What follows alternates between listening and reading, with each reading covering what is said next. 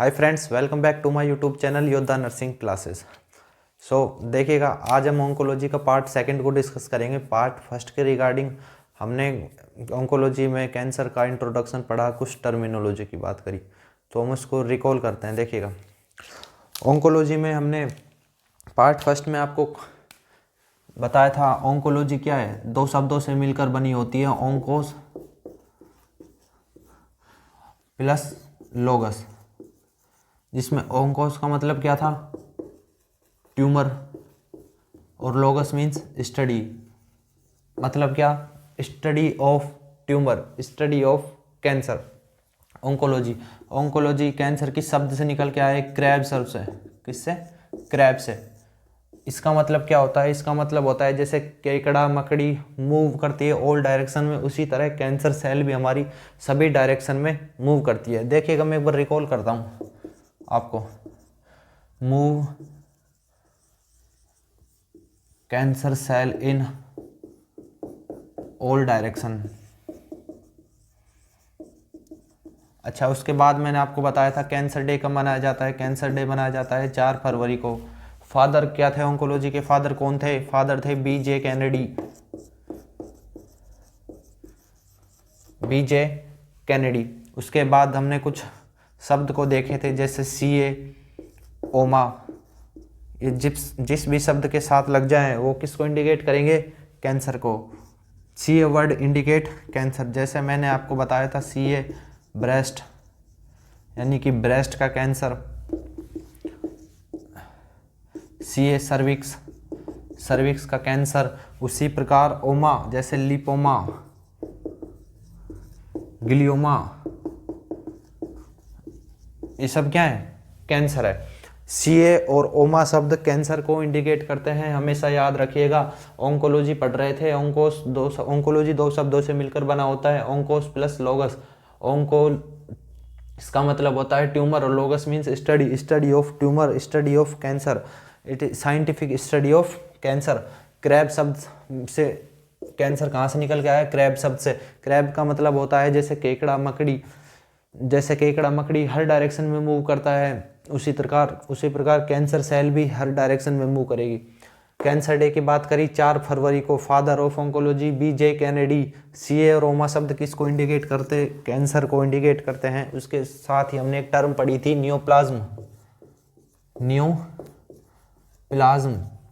Neoplasm दो शब्दों से मिलकर बना होता है, न्यू प्लस ग्रोथ। न्यूप्लाज्म का मतलब क्या होता है? New growth. सर किसकी न्यू ग्रोथ? अरे टिश्यू की, सेल की न्यू ग्रोथ। टिश्यू की ग्रोथ होगी तो सेल की भी न्यू ग्रोथ होगी क्या? बिल्कुल होगी। उसके बाद हमने कुछ टर्मिनोलॉजी देखी थी। कौन कौन सी देखी थी? पहला टर्मिनोलॉजी देखा था हमने हाइपरट्रोपी, हाइपरट्रोपी। उसके बाद हमने बात की थी एट्रोपी। देखिएगा,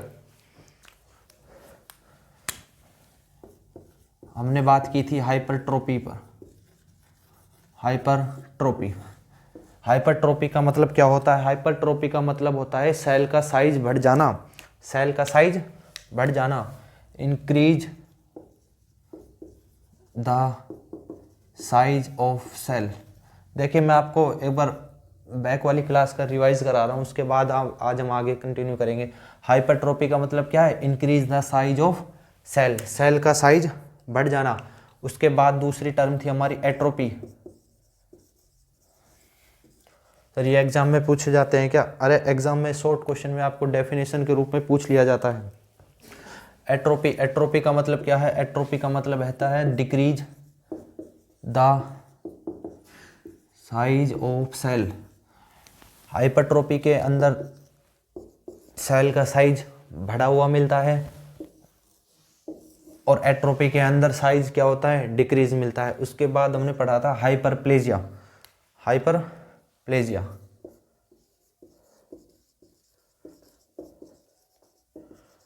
हाइपरप्लेजिया का मतलब क्या होता है? हाइपरप्लेजिया का मतलब हो जाता है increase the number, increase the number of cell, increase the number of cell. जैसे कोई सेल नंबर में 3 थी, वो बढ़कर क्या हो गई, 6 हो गई, 8 हो गई, तो उसको हाइपरप्लेजिया बोला। उसके बाद हमने एक टर्म पढ़ी थी एपोप्टोसिस। एपोप्टोसिस का मतलब होता है कि सेल का मर जाना नेचुरली रूप से बॉडी के अंदर। जैसे मैंने आपको एग्जांपल दिया था आरबीसी, आरबीसी का लाइफ टाइम होता है 120 डेज, उसके बाद वो बॉडी के अंदर मर जाती है और नई आरबीसी का बॉडी के अंदर फॉर्मेशन होता है। तो वो नेचुरली रूप से सेल का क्या हो रहा था, डेथ। उसके बाद मेटास्टेसिस, मेटाप्लेजिया टर्म पर हमने बात की थी। मेटाप्लेजिया टर्म क्या था, उसके अंदर वन मैच्योर टिश्यू का अनदर मैच्योर टिश्यू में कन्वर्ट होना, या मैं बोलूँ तो वन सेल का अनदर सेल में कन्वर्ट होना, मेटाप्लेजिया। उसके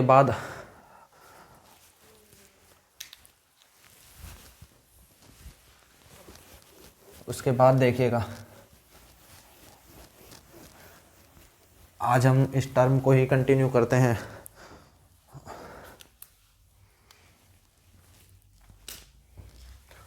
आज मैं बात करता हूँ, देखिएगा, डिस्प्लेजिया पर। डिस्प्लेजिया, सर डिस्प्लेजिया क्या होता है? डिस्प्लेजिया वो टर्म है जिसके अंदर सेल का साइज, शेप और फंक्शनिंग सेल की अल्टरेशन हो जाता है। क्या होगा इसके अंदर? Alteration in size, shape and function of cell. Dysplasia term के अंदर सेल का साइज, शेप और फंक्शन हमको अल्टर देखने को मिलता है, यानी कि सेल का साइज भी बिगड़ जाएगा, शेप भी बिगड़ जाएगी और फंक्शन भी बिगड़ जाएगा। जैसे मान के चलिएगा कोई सेल आपको पहले 2 mm की देखने को मिल रही थी, अब उसके अंदर जैसे ही कैंसर हुआ, ये नॉर्मल तो हम बात कर ही नहीं रहे, सारी टर्मिनोलॉजी कैंसर के रिगार्डिंग है। तो उस सेल का आज साइज कितना देखने को मिल रहा है? 6 mm, यानी कि 2 mm से 6 mm हुआ, तो उसका साइज में क्या हो गया? अल्टर हो गया। शेप उसका अल्टर हो गया, शेप बिगड़ जाएगी, उसकी फंक्शनिंग बिगड़ जाएगी। मान के चलिएगा पहले कोई सेल थी, वो हार्मोन बनाने का काम कर रही थी, आज वो कुछ भी नहीं बना रही है, ठीक है। तो ये टर्म क्या है हमारी? डिस्प्लेजिया। देखिएगा ये हमारी क्या है? सेल है। ये कौन सी सेल है? ये नॉर्मल सेल है, नॉर्मल सेल। इस सेल के अंदर क्या हो गया? इस सेल के अंदर हो गया डिस्प्लेजिया। डिस्प्लेजिया के बाद ये सेल कैसी हो जाएगी? डिस्प्लेजिया के बाद ये सेल कुछ इस तरीके की देखने को मिलेगी। अब आप बता सकते हैं आसानी से क्या कि इसका सर साइज भी बड़ा हुआ है, इसका शेप भी इस सेल की क्या हो गई? बिगड़ गई, और इस सेल का फंक्शन भी अल्टर हो गया। तो सर हम पता कैसे करेंगे कि सेल का साइज बिगड़ गया, शेप बिगड़ गया और उसका फंक्शन अल्टरेशन हो गया? तो इसके लिए कोई जांच, कंफर्म जांच है क्या, जिससे हम डिस्प्लेजिया को कंफर्म कर दें कि डिस्प्लेजिया हो गया? डिस्प्लेजिया का मतलब ही होता है सेल का साइज से फंक्शन बिगड़ जाना। तो कोई जांच का नाम बताइए। देखिएगा एक टेस्ट होता है, इस टेस्ट का नाम है बायोप्सी। बायोप्सी, बायोप्सी कैसा टेस्ट है? बायोप्सी एक कंफर्मेटिव टेस्ट है जो किसको असेस करेगा? डिस्प्लेजिया को बता देगा। सर बायोप्सी टेस्ट कैसे लिया जाता है, कैसे होता है बायोप्सी टेस्ट? बायोप्सी टेस्ट जैसे ये देखिएगा, ये हमारा क्या है? लीवर।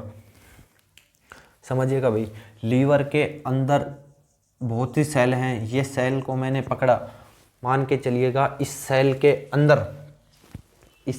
अंदर डिस्प्लेजिया हो गया, हमको बायोप्सी करनी है। तो बायोप्सी कैसे होगी? बायोप्सी के लिए हम इस पर्टिकुलर सेल को निकालेंगे बाहर। ये हमने सेल को बाहर निकाला, बाहर निकालने के बाद माइक्रोस्कोप से इस सेल की स्टडी करेंगे और फाइंड करेंगे कि सेल का साइज कितना हो गया, उसकी शेप क्या है फ़िलहाल, और उसका फंक्शन को। तो अगर टेस्ट की पूछा जाए कन्फर्मेटिव टेस्ट कौन सा है, तो कन्फर्मेटिव टेस्ट कौन सा होगा? Biopsy. Biopsy is a confirmative test to detect the cancer. Cancer को डिटेक्ट करने के लिए कन्फर्मेटिव टेस्ट कभी भी पूछा जाए तो वो होगा बायोप्सी। एमसीक्यू का क्वेश्चन देख लेगा भाई, confirmative test of cancer biopsy. शायद आपको समझ में आया होगा। मैं देखिएगा एक बार रिकॉल करता हूँ। डिस्प्लेजिया टर्म हम पढ़ रहे हैं। डिस्प्लेजिया टर्म के अंदर सेल का साइज, शेप और फंक्शन बिगड़ जाता है। सेल जैसा पहले काम कर रही थी फिलहाल वैसा काम नहीं करेगी। सेल का साइज भी बिगड़ गया, शेप भी, फंक्शन भी। उसके बाद हमने इसको टेस्ट करा। टेस्ट कैसे करा? हमने उसकी बायोप्सी की। बायोप्सी में पता लगा कि ये तो कौन सी सेल है, ये तो कैंसर है, इस पेशेंट को कैंसर हो गया है। हमने इसको सेल को लीवर से बाहर निकाला और माइक्रोस्कोप से इसकी स्टडी की तो हमने फाइंड करा। अगर कैंसर होगा तो भी पता चल जाएगा, किसी और रीजन से अगर सेल का साइज से बिगड़ रहा होगा तो वो भी हमें फाइंड हो जाएगा। लेकिन कन्फर्मेटिव टेस्ट हमेशा बायोप्सी ही जाएगा, ठीक है। उसके बाद सेकंड टर्म पढ़ते हैं हम, इन्वेजन। आप इसका डिस्प्लेजिया का आप स्क्रीनशॉट ले सकते हैं। देखिएगा मैंने नोट्स में लिख दिया, आप नोट्स बनाना चाहे तो। डिस्प्लेजिया आपने बताया, मैंने आपको बताया कि alteration in size, shape, function of cell. देखिएगा पहले ही नॉर्मल सेल ऐसी थी, आफ्टर डिस्प्लेजिया के बाद सेल कुछ ऐसी देखने को मिली। असेस कन्फर्मेटरी डायग्नोसिस मैंने आपको बताया, डिस्प्लेजिया को कंफर्म करने के लिए बायोप्सी हमने की। बायोप्सी कन्फर्मेटिव टेस्ट है ये, इसको तो स्टार करके चलिएगा। उसके बाद देखिएगा सर आपने ग्रेड क्या लिख दिया, ये ग्रेडिंग। अगर मैंने जो सेल मेरी अल्टर हुई, मैंने जैसे आपको बताया था कि मैंने लीवर के अंदर कोई सेल है वो अल्टर हो गई, उसके अंदर डिस्प्लेजिया देखने को मिला, मैंने उसको बायोप्सी की, उसको बाहर निकाला, माइक्रोस्कोप से उसकी स्टडी की। अगर वो 25% अल्टर्ड हुई है तो उसको ग्रेड ए में रखेंगे। अगर 50% अल्टर्ड है तो ग्रेड सेकंड में, 75% है तो ग्रेड थर्ड में, एंड 100% है तो उसको ग्रेड फोर्थ में उसको रखेंगे। आप इसका स्क्रीनशॉट ले सकते हैं। उसके बाद देखिएगा ग्रेड फोर्थ, जिसमें सेल हमारी 100% अल्टर्ड हो गई, यानी कि वो पूरी तरह से उसका साइज, शेप और फंक्शन उसका ख़त्म हो चुका है, वो सेल रिकवर नहीं हो सकती। उस सेल को मैं इस सेल के नाम दिया जाता है एनाप्लेजिया। एनाप्लेजिया, लो इसको भी आप नोट कर लो। ग्रेड फोर्थ, इसको नाम क्या दिया मैंने, एनाप्लेजिया, जिसमें सेल पूरी तरह से खराब हो चुकी है।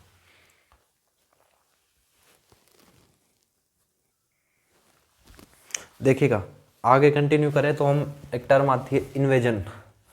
इन्वेजन सर ये क्यों पढ़ा रहे हो?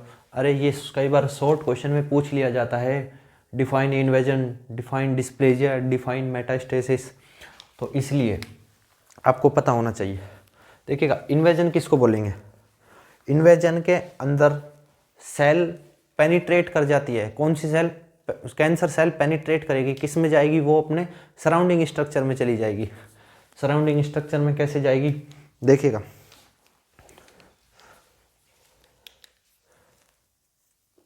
जैसे मैंने ये बनाया लीवर, ये क्या है भाई? लीवर। लीवर के पास में हमारा ये क्या हो गया? ये हमारे पास गॉल ब्लैडर। समझिएगा ऐसा नहीं होता है, मैंने आपको समझाने के लिए बनाया है। लीवर के पास कौन सी स्ट्रक्चर है? Gall bladder. लीवर में ये कैंसर सेल पड़ी हुई है हमारी। कौन सी सेल पड़ी है लीवर के अंदर? Cancer cell.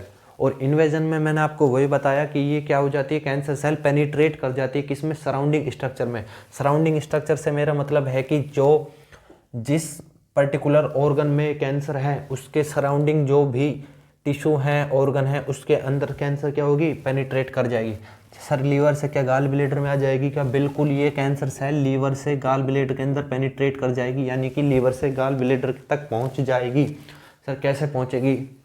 ऐसी कैंसर सेल के पास कौन सी ताकत होती है जो पड़ोसी को भी नहीं छोड़ा, इसने पड़ोसी के घर भी चली गई? तो देखिएगा नॉर्मल सेल में जितना कैल्शियम होता है और कैंसर सेल में उसका 40% कम होता है, यानी कि कैंसर सेल में 40% कैल्शियम कम होता है नॉर्मल सेल से। सर कैल्शियम क्या करता है? अरे कैल्शियम सेल्स को बाइंड करने का काम करता है, जिससे सेल अपनी पोजीशन पर टिकी रहे, अपने घर में रहे। पर कैंसर सेल है, ये तो निकम्मी है, इसका तो कोई घर ही नहीं है, ये तो दूसरों के घर में ताका झाकी कर रही है। क्यों? क्योंकि ये इसीलिए कर रही है क्योंकि इसके पास कैल्शियम क्या है? कम है। इसके पास कैल्शियम कम है, डिक्रीज है। कितना है? 40% कम है कंपैरिजन टू नॉर्मल सेल।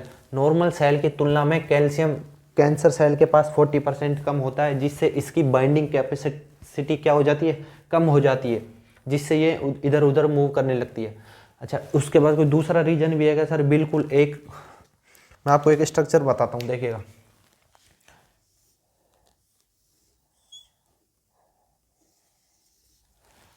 ये स्ट्रक्चर आप सभी ने देखी होगी।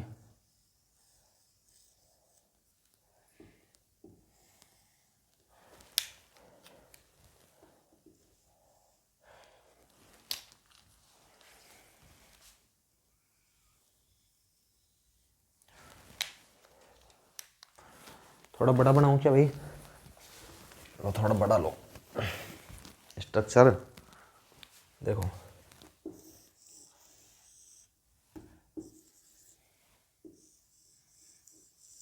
ये डायग्राम मैं आपको बस सिर्फ समझाने के पर्पज से बना रहा हूँ, देखिए।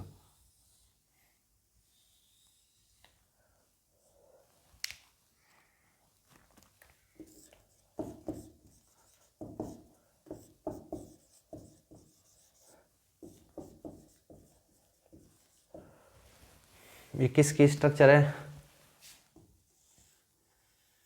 ये किसकी स्ट्रक्चर है? स्पर्म की। इससे इसका लेना देना नहीं है, लेकिन मैं आपको कुछ समझाना चाह रहा हूँ, देखिएगा। ये हमारे पास क्या है? स्पर्म है। ये स्पर्म का हेड पोर्शन है, ये बॉडी, और ये टेल पोर्शन। स्पर्म और ये वाला portion acrosomal cap. Acrosomal cap.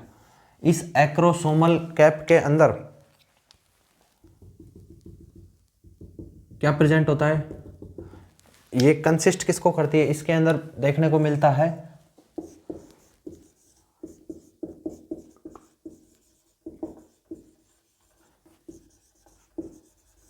कौन सा एंजाइम है भैया? Hyaluronidase enzyme. इसी को लाने के लिए मैंने आपको ये समझाया है, हाई एल्रोडिनेज एंजाइम। ये हाई एल्रोडिनेज एंजाइम क्या करता है? इसके अंदर पेनिट्रेशन की पावर होती है, ये पेनिट्रेशन में हेल्प करता है। जैसे कि जब स्पर्म वेजाइना के अंदर जाता है तो वहाँ से इसको ओवरी तक पहुँचाने के लिए हाई एल्रोडिनेज का इंपॉर्टेंट रोल होता है। तो सर ये क्या पेनिट्रेशन में हेल्प करता है? बिल्कुल, ये पेनिट्रेशन में हेल्प करता है। उसी प्रकार ये हमारी क्या है? Cancer cell. सभी को दिख रही है? ये हमारी क्या है? Cancer cell. और ये कैंसर सेल की क्या है? कवरिंग। कैंसर सेल की क्या है? कवरिंग। कैंसर सेल की कवरिंग से भी रिलीज होता है कौन सा एंजाइम? High एल्रोडिनेज enzyme. मैंने ये स्पर्म की काम का नहीं है कुछ, बस इस एंजाइम को लाने के लिए मैंने आपको बताया था कि कैंसर सेल से भी हाई एल्रोडिनेज एंजाइम रिलीज होता है। ये मत बोल देना कि क्या सर स्पर्म आएगा क्या कैंसर सेल के पास, फिर इसको पेनिट्रेट कराएगा कि दूसरे ऑर्गन में, तो ऐसा बिल्कुल भी नहीं है। नॉर्मल सेल ऐसा नहीं करती है, लेकिन कैल्शियम सेल हाई एल्रोडिनेज एंजाइम का क्या करती है? सीक्रेट होता है इससे, इसकी कवरिंग से, जिससे ये क्या होगा? पेनिट्रेशन में हेल्प कराएगा। तो 2 पॉइंट बताया आपके पास आपको मैंने क्या? एक तो कैंसर सेल के पास क्या होता है? कैल्शियम होता है। कितना? 40% कम होता है नॉर्मल सेल से। इससे इसकी बाइंडिंग कैपेसिटी बिगड़ जाती है, तो ये अपनी पोजीशन से हिल जाता है और इधर उधर जाने लगता है। और दूसरा पॉइंट हाई एल्रोडिनेज एंजाइम, ये क्या होगा? पेनिट्रेशन में हेल्प कराएगा। यानी कि सर लीवर में था, लीवर से गाल ब्लेडर में आने में इसको कुछ मेहनत तो करनी पड़ेगी, पेनिट्रेशन करना पड़ेगा, तो वो कौन कराएगा? Hyaluronidase enzyme. समझ में आया? ये हमारा क्या था? इन्वेजन। क्या सर ये यहाँ से ये स्टोमक में भी चला जाएगा, किडनी में भी जाएगा क्या? बिल्कुल नहीं जाएगा। इन्वेजन का मतलब होता है कि पास वाली स्ट्रक्चर में। तो सर किडनी में कैसे जाएगा और स्टोमक में कैसे जाएगा, वो हम बताएंगे आपको मेटास्टेसिस में। तो आपको सही, आई होप ये समझ में आया होगा। तो देखिए मैं आपको लिख देता हूँ एक बार, ये आप ये पॉइंट्स नोट कर सकते हैं इन्विजन में। देखिएगा, मैंने आपको बताया penetration of cancer into surrounding structure, समझ में आया? जैसे कि लीवर से गाल ब्लैडर के अंदर रहा। Cancer cell contain less 40% calcium in comparison to normal cell. Normal cell की तुलना में कैंसर सेल के पास कैल्शियम क्या होता है? कम होता है।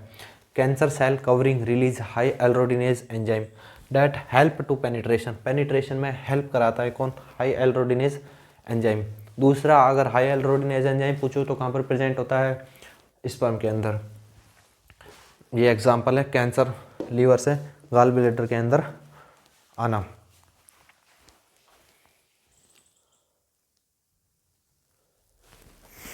देखिएगा भाई, आगे हम बात करते हैं मेटास्टेसिस।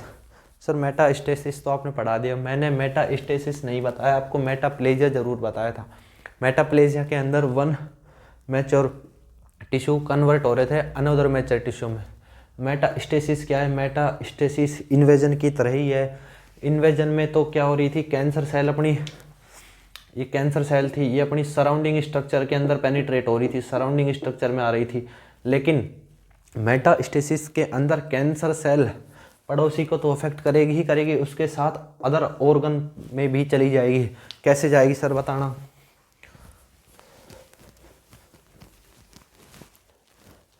देखिएगा, मान के चलिएगा हमारे पास कैंसर, सर आप लीवर ही क्यों लेते हो बार बार? अरे अच्छा लगता है लीवर में कैंसर करना। ये हमारे पास लीवर है, क्या है? लीवर। इस लीवर में कैंसर हो गई। अभी तक तो हमने इन्वेजन के अंदर क्या किया था? कैंसर लीवर से गाल ब्लैडर में करी थी। क्यों? क्योंकि गाल ब्लैडर लीवर का पड़ोसी था, तो पड़ोसी को इसने ले लिया चपेटे में। अब हम कैंसर कहाँ पे कर दें? कहीं भी कर दो, अब तो मेटास्टेसिस है। जैसे मान के चलिएगा मैंने किडनी में कर दिया। किस में कर दिया? किडनी के अंदर। कैंसर लीवर से सीधा किडनी के अंदर आई। किसमें आई? किडनी में। सर किडनी में कैसे पहुंच गई? किसके थ्रू पहुंची? इन्वेजन के अंदर तो सर हाई एल्रोडिनेज एंजाइम आया था, लेकिन इतना पेनिट्रेशन थोड़ी कर सकता है कि सीधा किडनी के अंदर आ जाए। थोड़ा बहुत पेनिट्रेशन चल जाता है तो बिल्कुल ठीक बात है, थोड़ा बहुत पेनिट्रेशन चलेगा, लेकिन इसमें हाई एल्रोडिनेज एंजाइम नहीं आएगा। तो सर इसमें कैंसर एक ऑर्गन से दूसरे ऑर्गन में कैसे जाएगी? तो समझिएगा, एक नाम सुना होगा आपने, लिम्फेटिक सिस्टम। सर सुना तो है, लिम्फेटिक सिस्टम सुना है ना? देखिएगा, थोड़ा सा कार्डियोवास्कुलर पर बात करते हैं हम।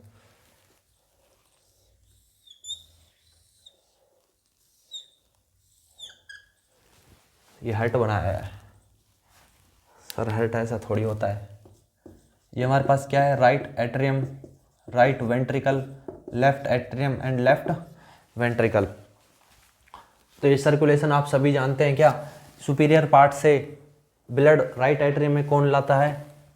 सुपीरियर वेना केवा। कौन लाता है? Superior vena cava. और नीचे वाले पार्ट से, लेग से, एक्सट्रीमिटी से ब्लड को कौन ले जाता है? Inferior vena cava. Inferior vena cava और सुपीरियर वेना केवा, ये डीऑक्सीजनेटेड ब्लड को राइट एट्रियम में लाने का काम करती है। फिर यहाँ से ब्लड राइट एट्रियम से होते हुए राइट वेंट्रिकल में आता है। राइट वेंट्रिकल से निकलती है पल्मोनरी आर्टरी। क्या निकलती है? Pulmonary artery. पल्मोनरी आर्टरी में से ब्लड कहाँ पे आएगा? ये आता है हमारे लंग्स के पास। ये हमारे क्या हो गए? लंग्स के पास आया ब्लड। लंग्स ने ऑक्सीजन दिया इनको, और ऑक्सीजन देने के बाद इनको कैसा कर दिया? इस ब्लड को, डीऑक्सीजनेटेड ब्लड को लंग्स ने प्योर कर दिया। प्योर यानी कि ऑक्सीजनेटेड। फिर ये यहाँ से होते हुए कहाँ पर जाएंगे? लंग्स से होते हुए ये लेफ्ट एट्रियम में जाएंगे। किसकी सहायता से जाएंगे? Pulmonary vein. इतना समझ में आया? सुपीरियर वेना केवा और inferior vena cava deoxygenated blood ला रही थी, राइट एट्रियम में डाला। राइट एट्रियम से ब्लड आया राइट वेंट्रिकल में, राइट वेंट्रिकल से पल्मोनरी आर्टरी की सहायता से लंग्स में आया, लंग्स से पल्मोनरी वेन निकली। पल्मोनरी वेन के अंदर कैसा ब्लड है? Oxygenated blood. सर आपने वेन क्यों कहा? अरे ये एक्सेप्शन है, ठीक है। पल्मोनरी वेन ने ब्लड डाला किसके अंदर? लेफ्ट एट्रियम के अंदर, लेफ्ट एट्रियम से ब्लड आया लेफ्ट वेंट्रिकल में, लेफ्ट वेंट्रिकल से निकलती है आओर्टा, आओर्टा से होल बॉडी को ऑक्सीजनेटेड ब्लड सप्लाई होती है। ये एवरी टिश्यू को ब्लड सप्लाई करती है, बॉडी के अंदर सभी टिश्यू तक ब्लड पहुंचाने का काम कौन करती है? आओर्टा। आओर्टा निकलती है, आओर्टा से छोटी छोटी आर्टरीज कैपिलरीज बनती है, ठीक है। उसके बाद देखिएगा टिश्यू, टिश्यू के पास आ गया ब्लड, टिश्यू के पास हमने ऑक्सीजनेटेड ब्लड पहुंचा दिया। इतनी बात आई समझ में? समझने की बात अब है, अब समझिएगा। ये मेरे पास क्या है? टिश्यू, ठीक है। टिश्यू के पास ब्लड आ गया, टिश्यू के अंदर ब्लड पड़ा है, देखिएगा ये आर्टरी, ब्लड लाइट टिश्यू के अंदर। सर कौन सा टिश्यू है? कोई सा भी टिश्यू, हमें क्या लेना देना, हमें तो समझना है बस। आर्टरी ने टिश्यू के पास ब्लड डाला, टिश्यू से डीऑक्सीजनेटेड ब्लड किसकी सहायता से बाहर आता है? वेन की सहायता से। यहां से निकली वेन, यहां से कौन निकली? वेन, ये वेन आ गई। लेकिन ये वेन सारा ब्लड नहीं लेके आई, तो ये 100% ब्लड पड़ा हुआ है टिश्यू के अंदर, लेकिन 100% का 90% ब्लड लेके आई है ये वेन। सर ऐसा क्यों? जब पूरा देते हैं तो पूरा लेके भी आना चाहिए, पूरा नहीं लेके आई। कितना लेके आई? 90% लेके आई ये वेन। क्यों लेके आई? क्योंकि इसका साइज कंपैरिजन टू इस आर्टरी के साइज से छोटा है। किसका साइज छोटा है? इस वेन का। तो सर साइज छोटा होने से क्या होगा? अरे साइज छोटा होने से कुछ मैक्रोमोलिक्यूल्स, जो बड़े मोलिक्यूल्स हैं किसके? ब्लड के, वो इस वेन में नहीं आ पाएंगे, इसलिए वो टिश्यू में ही रह जाएंगे। तो सर टिश्यू के अंदर फिर क्या क्या बच जाएगा? टिश्यू के अंदर बचता है जो बड़े पार्टिकल्स होते हैं, यानी कि मैक्रो पार्टिकल्स, बड़े पार्टिकल्स। उसके बाद कुछ फोरिजन पार्टिकल, कुछ अननोन पार्टिकल।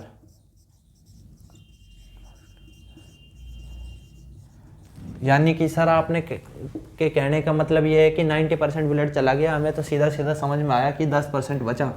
इस 10% को सर कोई नहीं लेके जाएगा तो इस टिश्यू के अंदर तो एडिमा होने का चांस है, इसके अंदर फ्लूइड ब्लड भर जाएगा तो ये टिश्यू बड़ा हो जाएगा क्या साइज में? ऐसा नहीं होगा। जिसका कोई नहीं होता उसका कोई ना कोई तो होगा, है कि नहीं? 10% ब्लड बचा, उसमें बचे हमारे मैक्रो पार्टिकल्स, फोरिजन पार्टिकल्स, अन्नो पार्टिकल्स। सर आप समझा क्या? अरे मैं आपको लिम्फेटिक सिस्टम समझा रहा हूँ, थोड़ा सा समझिएगा, ठीक है। मैक्रो पार्टिकल्स, फोरिजन पार्टिकल्स, अन्नो पार्टिकल्स, इनको कौन लेके जाएगा? इनको ले जाने के लिए बॉडी के अंदर लिम्फेटिक सिस्टम होता है, जो हर टिश्यू के पास से क्या निकलती है? Lymphatic duct. ये लिम्फेटिक डक्ट है। लिम्फेटिक डक्ट आई, लिम्फेटिक डक्ट ने बोला तुम तीनों मेरे साथ चलो, तुम तीनों मेरे साथ चलो। ये हमारी क्या है? लिम्फेटिक, ये लिम्फेटिक डक्ट है। ये क्या है? हमारी lymphatic duct. Lymphatic duct macro particles को ले जाएगी और ये बोलेंगे कि हम तो साइज में बड़े हैं, हमको कैसे ले जाओगे? ये बोलेगी तुम चलो मेरे साथ। फोरिजन पार्टिकल्स, अरे हम तो बीमारी हैं, तो ये बोलेगी तुम भी चलो, कोई बात नहीं हम देख लेंगे। अन्नो पार्टिकल्स को भी ले जाएगी। लिम्फेटिक आगे जाएगी, किसके पास जाएगी? लिम्फेटिक ऑर्गन के पास। लिम्फेटिक डक्ट ने सबको ले लिया। सबको किनको ले लिया? जो पीछे बचे हुए थे मैक्रो पार्टिकल्स, फोरिजन पार्टिकल्स और अन्नो पार्टिकल्स। अभी तक का इतना, एक बार देखिएगा। लेफ्ट वेंट्रिकल से आर्टरी आई, आर्टरी ने टिश्यू तक ब्लड पहुंचा दिया, टिश्यू के पास ब्लड प्रॉपर पहुंच गया। टिश्यू से डीऑक्सीजनेटेड ब्लड को निकालने के लिए कौन होती है? वेन। लेकिन वेन में पूरा ब्लड नहीं गया, कुछ बच गया, जिसमें ब्लड के बड़े पार्टिकल्स बचे, कुछ फोरिजन पार्टिकल्स बचे। अरे कुछ ना कुछ बीमारी के पार्टिकल्स भी आ जाते हैं, ऐसा नहीं है कि हमेशा ही प्योर ब्लड पहुंचे टिश्यू तक, ऐसे तो बीमारी होगी ही नहीं फिर। उसके बाद कुछ बचे अन्नो पार्टिकल्स। इनको कौन ले जाता है? बॉडी के अंदर होता है एक लिम्फेटिक सिस्टम, हर टिश्यू के पास से लिम्फेटिक डक्ट निकलती है और लिम्फेटिक डक्ट का काम यही होता है, टिश्यू के अंदर जो कुछ बच गया जिसको वेन नहीं लेके गई उसको ले जाने का काम कौन करता है, लिम्फेटिक डक्ट करता है। तो लिम्फेटिक डक्ट के अंदर ये तीनों चीज़ें आ गई, मैक्रो पार्टिकल्स, फोरिजन पार्टिकल्स और ये अन्नो पार्टिकल्स। फिर आगे कहाँ जाएगी, ये आगे जाएगी लिम्फेटिक ऑर्गन के पास। ये लिम्फेटिक ऑर्गन के पास आ गई, ये हमारा क्या है, लिम्फेटिक सिस्टम, लिम्फेटिक ऑर्गन बोलो, सिस्टम बोलो, ये लिम्फेटिक सिस्टम। इस लिम्फेटिक सिस्टम को मैं नाम दूँ तो एक अच्छा नाम दे देता हूँ मैं, पुलिस स्टेशन। पुलिस स्टेशन में क्या होता है, पुलिस स्टेशन में जांच पड़ताल केंद्र होता है पुलिस स्टेशन, जिसके अंदर जो गुनाह करने वाले होते हैं, जो बुरे लोग होते हैं, उनको रोक लिया जाता है और अच्छों को छोड़ दिया जाता है। ये तीनों चीज़ आई, कौन कौन सी, मैक्रो पार्टिकल्स, फोरिजन पार्टिकल्स, अन्नो पार्टिकल्स। पहले बुलाया मैक्रो पार्टिकल्स को लिम्फेटिक ऑर्गन ने, ये लिम्फेटिक डक्ट लेके आई थी कि हाँ भाई तेरा क्या सीन है, मैक्रो पार्टिकल बोला अरे हम तो साइज में बड़े हैं, तो इसने लिम्फेटिक सिस्टम ऑर्गन ने बोला हम देख लेंगे। इसने जांच पड़ताल की तो मैक्रो पार्टिकल्स अपनी बॉडी के ही पार्टिकल्स है, तो इनको तो भेज दिया हार्ट के पास। कहाँ भेज दिया, हार्ट के पास। उसके बाद दूसरा नंबर आया अन्नो पार्टिकल्स। इसने बोला कि हम तो अन्नो हैं, हमारी तो पहचान नहीं है। लिम्फेटिक सिस्टम ने देखा तुम भी हमारी बॉडी के ही हो, इसको भी हार्ट के पास भेजा। फिर आया फोरिजन पार्टिकल्स, इसको देखा, इस पता चला कि ये तो क्या है, बीमारी है, कैंसर है, इसको रोक लिया और इनको फ्री किया, तुम तो निकलो पहली फुर्सत में। उसके बाद किनको रोक लिया, जो फोरिजन पार्टिकल्स थे इनको लिम्फेटिक ऑर्गन ने, सिस्टम ने रोक लिया। इनके साथ क्या करेगी, इनके साथ करना क्या है, बीमारी है ये तो इनको किल करेगी, इनको क्या कर देगी, किल, और बॉडी को क्या करेगी, प्रोटेक्ट। लेकिन ये फोरिजन पार्टिकल्स हैं, बीमारी है, ये अगर अच्छी हुई यानी कि अच्छी खासी बीमारी हुई तो ये पुलिस वालों की भी धुलाई कर देगी। मान के चलिए ये हमारी क्या है, कैंसर है, फोरिजन पार्टिकल क्या है, कैंसर है। कैंसर इतना बढ़ गया था कि लिम्फेटिक सिस्टम में आने के बाद लिम्फेटिक सिस्टम को ही इसने खराब कर दिया, लिम्फेटिक सिस्टम को ही इसने क्या कर दिया, खराब कर दिया। ठीक है, तो ये हमारा क्या है, लिम्फेटिक सिस्टम में आपको समझाया। लिम्फेटिक समझ में आया कि नहीं आया, और आ गया। तो अब देखिएगा आगे,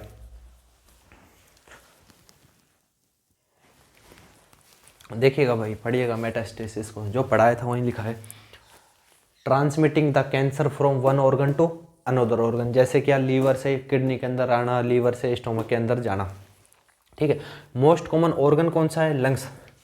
सर समझ नहीं आया, मोस्ट कॉमन ऑर्गन मतलब जिसके पास मेटास्टेसिस ज़्यादा होता है, जिसके अंदर लंग्स। सर लंग्स के अंदर क्यों, क्योंकि मोस्ट कॉमन रूट हमारा क्या है, लिम्फेटिक। मैंने अभी आपको लिम्फेटिक एक्सप्लेन किया था। लिम्फेटिक हर टिश्यू से निकलता है, पूरी बॉडी के अंदर लिम्फेटिक सिस्टम होता है, पूरी बॉडी के अंदर ये सर्कुलेट करता है। तो लंग्स के अंदर लिम्फेटिक सिस्टम की, लिम्फेटिक डक्ट की कैपिलरीज ज़्यादा खुलती है, तो वहाँ पर ज़्यादा चांस होते हैं, इसलिए मोस्ट कॉमन ऑर्गन क्या है, लंग्स। उसके बाद अदर है हमारे ब्लड और ट्रांसप्लांटेशन। ब्लड डेंजर है, क्यों डेंजर है, क्योंकि ब्लड आपको पता है पूरी बॉडी के अंदर सर्कुलेट करता है। अगर ब्लड की वजह से ही मेटास्टेसिस हो गया तो पूरी बॉडी के अंदर कहीं ना कहीं कैंसर फैल सकता है। उसके बाद अदर में ट्रांसप्लांटेशन क्या है, ड्यूरिंग सर्जरी। मान के चलिए अगर लीवर के अंदर कैंसर की सर्जरी कर रहे थे और कुछ सेल का कोई भी माइक्रो पार्टिकल्स अंदर कोई भी दूसरी स्ट्रक्चर पर गिर जाता है तो वहाँ पर कैंसर को कोज करेगा। ठीक है, तो ये हमारा क्या हो गया, मेटास्टेसिस। देखिएगा भाई, अब कुछ बात हम ट्यूमर के ऊपर भी करते हैं। हमने बताया था कि ट्यूमर की स्टडी करते हैं हम कैंसर के अंदर। तो ट्यूमर दो तरीके की होती है, एक तो बिनाइन ट्यूमर, एक मैलिग्नेंट ट्यूमर। सर डिफरेंस क्या होता है बिनाइन ट्यूमर और मैलिग्नेंट ट्यूमर के अंदर? तो देखिएगा भाई, बिनाइन ट्यूमर और इस साइड मैलिग्नेंट ट्यूमर, तो डिफरेंस करके आपको मैंने बताया है। कैप्सूल, बिनाइन ट्यूमर कैप्सुलेटेड होगी और मैलिग्नेंट ट्यूमर अनकैप्सुलेटेड होगी। सर कैसे? क्योंकि स्ट्रक्चर में आप देखिएगा, ये जो ट्यूमर है इसके ऊपर कैप्सूल यानी कि लेयर पाई जाती है। ठीक है, इसलिए हम इसको बोलते हैं कैप्सुलेटेड। और मैलिग्नेंट ट्यूमर के पास लेयर नहीं पाई जाती, ये ओपन है, खुली है, इसलिए ये होती है अनकैप्सुलेटेड। सर ये अगर खुली है तो ज़्यादा खतरनाक होगी, बिल्कुल। ये खुली है, आवारा है तो ज़्यादा नुकसान करेगी बॉडी को, ये कैप्सूल के अंदर बंद है तो ये बॉडी को कम नुकसान करेगी। उसके बाद आती है हमारी ग्रोथ। दूसरा पॉइंट मैं बात करता हूँ तो ग्रोथ, क्या बिनाइन ट्यूमर की ग्रोथ ज़्यादा होगी या फिर मैलिग्नेंट ट्यूमर की? सर मैलिग्नेंट ट्यूमर की ग्रोथ ज़्यादा होगी। मैलिग्नेंट ट्यूमर की ज़्यादा क्यों होगी? अरे ये ओपन है और ये क्या है, बंद है, तो ये बॉडी के अंदर जाने से पहले ये जो कैंसर सेल है इनको इस कवरिंग से बाहर आना पड़ेगा, और वो तो ऑलरेडी बाहर है तो वो जल्दी फैलेगी और ये कम फैलेगी। उसके बाद प्रोग्नोसिस ठीक किसको जल्दी किया जा सकता है? ये बहुत जल्दी फैलेगी तो इसको ठीक लेट करेंगे, ये धीरे धीरे फैल रही है तो इसका प्रोग्नोसिस क्या होगा, गुड होगा, इसको हम जल्दी ठीक कर सकते हैं। इन्वेजन और मेटास्टेसिस, जो बेचारी घर से ही बाहर नहीं निकल रही तो ये क्या तो पड़ोसी में जाएगी और ये क्या दूसरों के घर में जाएगी, तो इनका इन्वेजन और मेटास्टेसिस नहीं होता। और लेकिन मैलिग्नेंट ट्यूमर, इसको तो बाहर घूमने की आदत है, ये तो पहले से ही खुली पड़ी है, तो ये चाहे पड़ोसी में जाए चाहे कॉलोनी में किसी दूसरों के घर जाए। ठीक है भाई, ये हमारा बिनाइन और मैलिग्नेंट है। इसके बाद कुछ और पॉइंट है इसमें, देखिएगा ये आगे पॉइंट देखिएगा भाई। उसके बाद 6 नंबर पे हमारा पॉइंट लिखा मैंने सेकेंडरी चेंज। सेकेंडरी चेंज में क्या लिखा मैंने, एक तो नेक्रोसिस और एक हेमरेज। क्या बिनाइन ट्यूमर नेक्रोसिस और हेमरेज कराएगी? नहीं, क्यों नहीं कराएगी? अरे क्योंकि एक ना तो पड़ोसी में जा रही और ये बेचारी क्या है, कैप्सुलेटेड वैसे है, ये अपने घर में ही कैद है, तो ये क्या तो नेक्रोसिस क्या तो टिश्यू की डेथ कराएगी, क्या खून खराबा करेगी। लेकिन ये मैलिग्नेंट ट्यूमर ये खुली पड़ी हुई है, खुली घूम रही है, तो इसके पास तो अधिकार है इन्वेजन का और मेटास्टेसिस का, तो ये दूसरे ऑर्गन में जाएगी, सराउंडिंग स्ट्रक्चर में जाएगी, तो वहाँ पर सेल डेथ कराएगी और नेक्रोसिस और हेमरेज भी कॉज कर देगी। उसके बाद आता है हमारा nuclear cytoplasmic ratio. Nuclear cytoplasmic ratio का मतलब क्या होता है? देखिए मैं इस साइड यहाँ पे आपको समझाता हूँ। मान के चलिएगा ये हमारी क्या है, सेल है, और सेल के अंदर ये क्या है हमारा, न्यूक्लियस, और सेल के अंदर अलग अलग स्ट्रक्चर प्रेजेंट है, राइबोसोम है, माइटोकॉन्ड्रिया है, गोल्जी का है, अलग अलग स्ट्रक्चर प्रेजेंट है। और इस सेल के अंदर ये क्या भरा हुआ है, फ्लूइड भरा हुआ है। क्या भरा हुआ है? फ्लूइड। सेल के न्यूक्लियस, सेल के अंदर न्यूक्लियस को छोड़कर जो भी पोर्शन बचा उसको हम क्या बोलते हैं, साइटोप्लाज्मिक, साइटोप्लाज्म। ये पूरी सेल के अंदर साइटोप्लाज्म भरा हुआ है। ठीक है, तो मैंने यही क्वेश्चन पूछा कि न्यूक्लियर साइटोप्लाज्मिक रेशो कितना होता है, यानी कि इस न्यूक्लियस का और इस साइटोप्लाज्म का इनका रेशो कितना होता है। तो आप देखिएगा न्यूक्लियस ने इतनी जगह घेर रखी है और साइटोप्लाज्म ने ज़्यादा, यानी कि 1:4 जो नॉर्मल होता है। लेकिन इसके अंदर मैलिग्नेंट ट्यूमर के अंदर ये न्यूक्लियस और साइटोप्लाज्म का रेशो 1:1 देखने को मिलेगा। कैसे देखने को मिलेगा 1:1? क्योंकि साइटोप्लाज्म मैलिग्नेंट ट्यूमर हो जाती है, इसके अंदर क्या हो जाती है, सेल सिकुड़ जाती है। क्यों? क्योंकि एक तो नेक्रोसिस करवा दिया, वहाँ पर हेमरेज करवा दिया, तो इस लीकेज देखने को मिलता है, इससे इसका साइज क्या हो जाता है, कम हो जाता है। उसके बाद मैंने बात की न्यूक्लियर प्लियोमॉर्फिज्म। प्लियोमॉर्फिज्म का मतलब होता है बिगड़ना। उसके आगे नाम लिखा मैंने न्यूक्लियर, यानी कि न्यूक्लियर मतलब न्यूक्लियस। इसके अंदर न्यूक्लियस बिगड़ेगा या नहीं? नहीं, क्योंकि इसके अंदर तो न्यूक्लियर साइटोप्लाज्मिक रेशो वैसे भी नॉर्मल देखने को मिल रहा है, तो न्यूक्लियस पर इफेक्ट नहीं पड़ेगा, तो न्यूक्लियर इसके अंदर ठीक रहेगा। लेकिन इसके अंदर बिगड़ जाएगा न्यूक्लियस। उसके बाद cellular morphism, cellular pleomorphism, cell बिगड़ेगी या नहीं? सेल का साइज ऐसा ही रहेगा? नहीं, सेल भी नहीं बिगड़ेगी, सेल भी ठीक रहेगी, लेकिन मैलिग्नेंट ट्यूमर के अंदर सेल का साइज भी बिगड़ जाएगा। उसके बाद 1-2 पॉइंट और है, वो भी देखिएगा। तो देखिएगा आगे point number 10, cellular division. Cell के अंदर डिवीजन कैसा देखने का मिलेगा बिनाइन ट्यूमर के अंदर? बिनाइन ट्यूमर के अंदर बाइपोलर डिवीजन देखने को मिलेगा। उसके बाद मैलिग्नेंट ट्यूमर के अंदर मल्टीपोलर, इसका कोई फिक्स नहीं है, ये कितना भी डिवीजन कर सकती है। उसके बाद अरेंजमेंट, बिनाइन ट्यूमर के अंदर शरीफ है बिनाइन ट्यूमर तो वैसे ही, तो इसके अंदर अरेंजमेंट भी ठीक ठाक मिलेगा, अरेंजमेंट में मिलेगी है। उसके बाद मैलिग्नेंट ट्यूमर अनअरेंज फॉर्म में मिलेगा, आप देख सकते हैं कैसी ऊपर नीचे, इसका कोई फिक्स अरेंजमेंट नहीं है। उसके बाद रीअकरेंस, दोबारा ट्यूमर बीमारी दोबारा होने का कितना चांस है।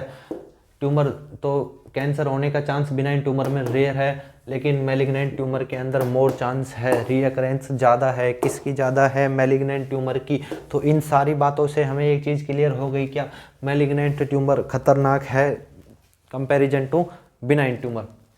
तो ये सारे पॉइंट्स हैं, आप नोट कर लीजिएगा।